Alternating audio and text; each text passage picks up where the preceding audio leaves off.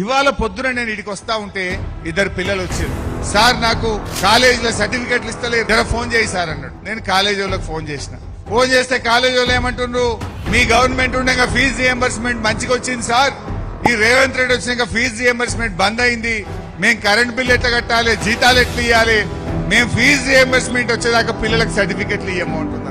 ఆ పిల్లలకు సర్టిఫికెట్ రాకపోతే డిగ్రీ చదివిన వాళ్ళు రేపు పీజీ చదవద్దా, డిగ్రీ చదివిన వాళ్ళు రేపు ఉద్యోగాలు చేసుకోవద్దా? అంటే 30 లక్షల మంది పిల్లల జీవితాలతోని ఇవాళ రేవంత్ రెడ్డి గారు ఆడుకుంటున్నటువంటి పరిస్థితి. కొన్ని అబద్దాలు ప్రచారం చేస్తున్నారు.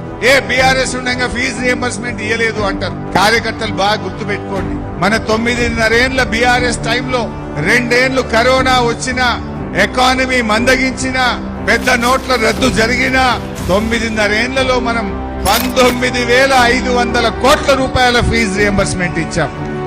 రేవంత్ రెడ్డి వచ్చి 2.5 ఏళ్లై 3 ఏళ్లు దగ్గర పడ్డది, ₹1 కూడా ఇయ్యాలటి వరకు. ఎవరికి ఫీజు రియంబర్స్మెంట్? మా దళితులకు, మా గిరిజనులకు, మా బలహీన వర్గాల పిల్లలు కదా చదువుకునేది. అంటే నీకు దళితులంటే, గిరిజనులంటే, బలహీన వర్గాల ప్రజలంటే ఈ రేవంత్ రెడ్డికి లెక్క లేకుండా పోయింది.